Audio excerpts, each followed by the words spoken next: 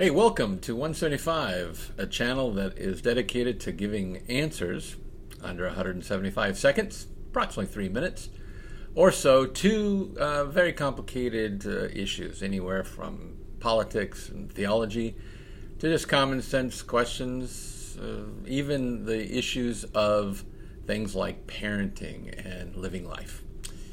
Today's topic is, in fact, parenting. One of the things that I have ran into over the years, working with lots and lots of people, is that rebellion is directly related to the ability of parents to switch gears. And what I mean by that is very simple. When a kid is 0 to 10 years old approximately, the parent is the quarterback. He makes all, or she makes all the plays, makes all the throws, is the center of the team.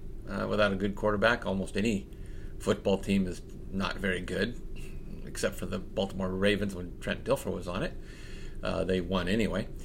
But outside of that, the bottom line is the quarterback is very important. And from 0 to 10, you are your kids' world. From 11 to 15, give or take, as far as age goes, you become a coach and you switch to being a coach. And what's a coach do? He explains. He explains what he wants done, but he explains why. Why do you have to do it this way? What is the theory behind it? And he draws up plays on the board and he explains exactly what's going on. And here's the bottom line. Parents, you need to help your kid know how to think when you're not there. You have very little influence comparatively with a child once they're 16 as compared to when they're 6. So make sure that when you're a quarterback and a coach that you teach them how to think, what values you share, and therefore how to make decisions. To do that, you cannot allow your kid to be afraid to fail.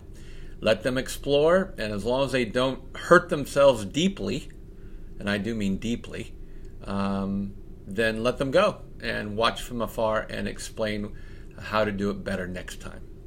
Once they become 16, somewhere between 16 and 19, and every kid's a little different, so the ages can shift a bit, but you become a cheerleader. If you ever notice a cheerleader, they are just optimistic. They're happy, even though their team is down, 0 to 40. They are, oh boy, we can do it, team. And you become somewhat of somebody who pats on the back as an encourager for your kid. Because life in the teenage world is very complicated, and they're trying to, articulate their own values and their own direction based on what you've told them and what their peers are telling them.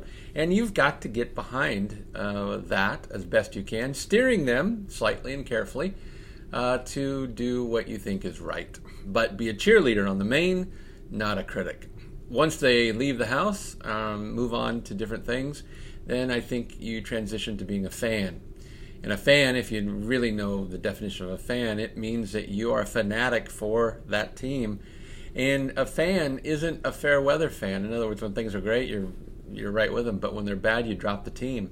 That's not the way it works. A true fan sticks with them through thick and thin. And your kid, I don't care how old they become, needs to know that you're in their corner, that you are truly their fan. Now, do fans Monday morning quarterback? Well, from time to time they do. Any sports radio thing, you can hear that, no question.